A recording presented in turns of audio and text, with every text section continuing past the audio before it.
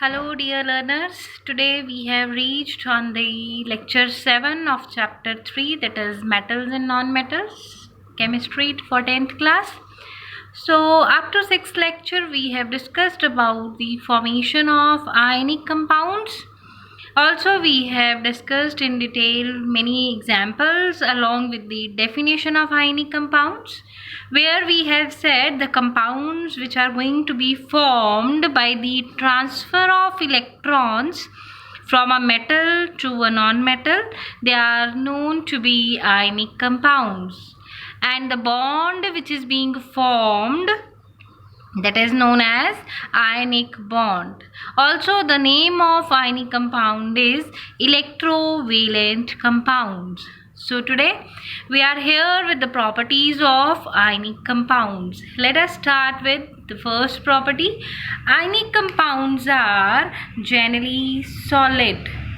They are in the form of solid crystals, crystalline substance. I hope you are getting.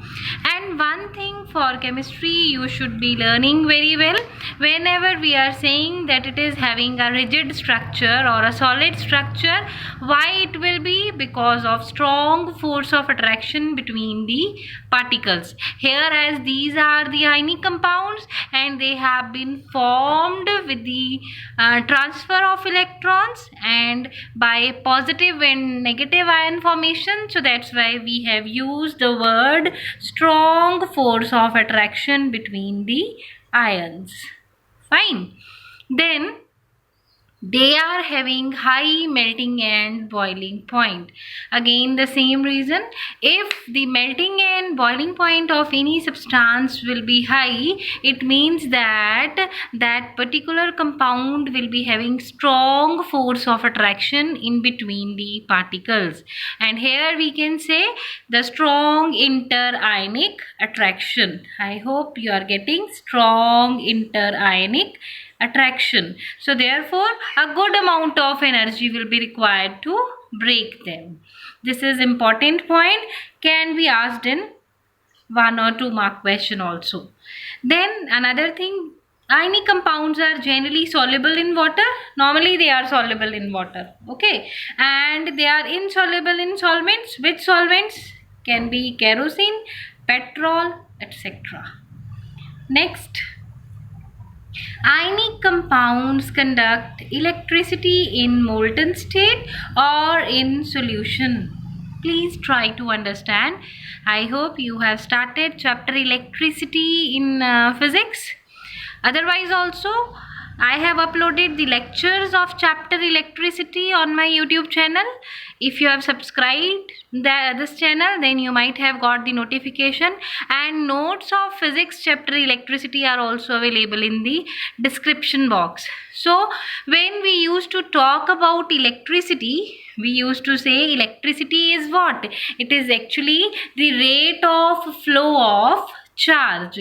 So the flow of charge will be there only either in the molten state. Molten means semi-solid state. Fine, in which the particles are free to move about. And here we will not be using the word particles definitely when we will be having free ions or charges, or in the solution. In solution also, when we will be talking about, they will be either in the positive ion form or in the negative ion form. So always remember, dear children, that when we are seeing that the compounds conduct electricity, it indicates that there will be the presence of free ions, and because of the movement of ions or the charge, the electric current will flow. As our definition for electricity says what? Rate of flow of charge. Okay. So movement of ions in solid state is not possible. Why so? Because of the rigid structure. So ionic compounds, they are going to conduct electricity either in the molten state or in solution, but not in the solid state. It will be possible only when we will be having the presence of movement of ions. It can be possible in sodium chloride, it can be possible in magnesium chloride, it can be possible in magnesium oxide, and many more examples are there where the transfer of electrons takes place. Then next point. So these are actually the points, main points of the conduction of properties of ionic compounds. After this, I am going to discuss with you the question answers of page number 49. Very simple question. 2 questions are there, I think. Yeah. So just see. First is you have to plot the dot structure for sodium, magnesium and oxygen. Atomic number for sodium is 11. Its electronic configuration is 281. We have to represent only outermost electronic configuration. So what will be the dot structure for sodium? Na dot. Okay. Then magnesium. Atomic number for magnesium is 12. Its electronic configuration is 282. And dot structure, how we will be representing? By the outer electrons, that is Mg2, either on the upper side, or you can write one up and one down. Anyway, you can represent it. Then next, oxygen. Oxygen is what? Atomic number for oxygen is 8. Its electronic configuration is 2, 6. So outermost electrons are 6. What will be the dot structure? 6 electrons with oxygen. 1, 2, 3, 4, 5, 6. Anyway, you can represent these electrons. Then next question is, what are the ions present in sodium oxide and magnesium oxide? Ions present we have to write. See, bache, we are in the impression that when we are having the formation of ionic compound at our level, at your level rather I should say, first one will be positively charged, second one will be negatively charged, and positively charged ion is known as cation, whereas negatively charged ion is known as anion. I hope you are getting.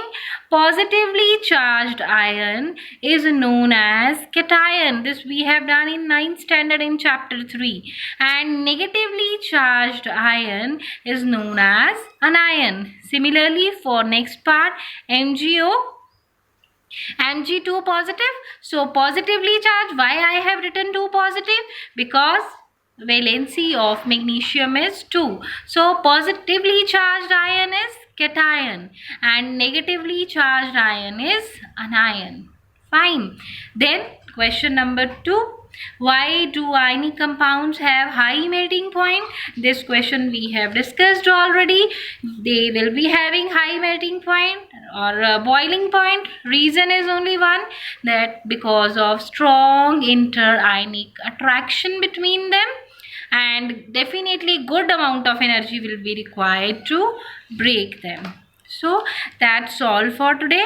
Actually, this chapter is finished up to here. Reason, the topic occurrence of metals, or I should say extraction of metal, it has been deleted from your CBSE syllabus. So we will be discussing NCERT question answers from the next lecture onwards. So up to this, your chapter metals and non-metals is finished. After completing this chapter, I'll be uploading some test series question answers so that you should be knowing what type of questions will come in exams. Thank you. Have a blissful day ahead.